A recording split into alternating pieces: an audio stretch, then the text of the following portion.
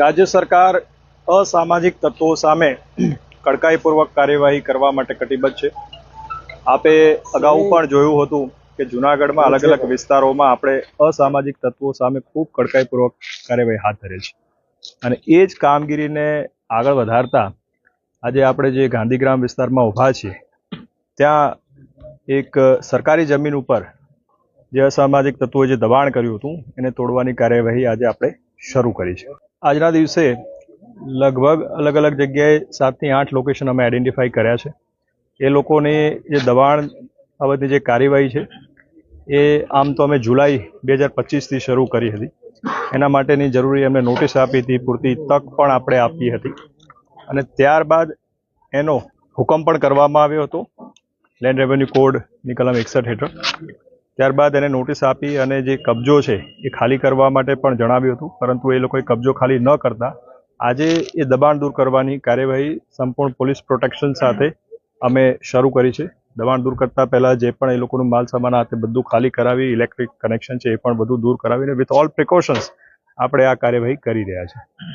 આજની જે આ કાર્યવાહી છે એમાં લગભગ અમે 2400 સ્ક્વેર મીટર અને લગભગ 3 કરોડ રૂપિયાની જે જમીન છે સરકારી જમીન એ ખુલ્લી કરવાની કાર્યવાહી કરવામાં આવશે અને આ પ્રક્રિયા છે એ આગામી સમયમાં પણ અમે સતત ચાલુ રાખવાના છીએ। આપના માધ્યમથી તમામ આવા જે તત્વો છે એને ખાસ અમારી તાકીદ છે કે જેને જેને આ પ્રકારના સરકારી જમીન ઉપર દબાણો કર્યા હોય, આવી અસામાજિક પ્રવૃત્તિઓથી ઊભા કર્યા હોય સ્ટ્રક્ચર, એ ખાલી કરી દે, કારણ કે આમાં સરકાર કોઈને છોડવા માંગતી નથી અને એમની સામે સંપૂર્ણ કડકાઈપૂર્વક કાર્યવાહી કરવામાં આવશે।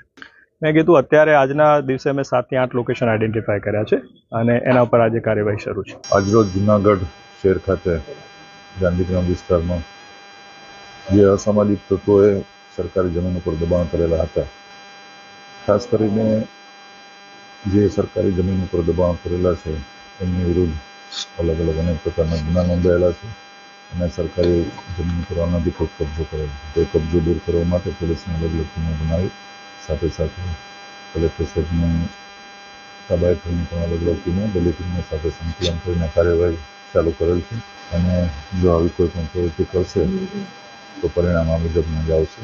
દરેકના અલગ અલગ ગુના છે જે આજે કામગીરી હાથમાં લીધી છે। કોઈની વિરુદ્ધ 8, 10, 11, 12 શરીર સંબંધી પ્રોહિબિશનને લગતા અલગ અલગ ગુનાઓ નોંધાયેલા છે।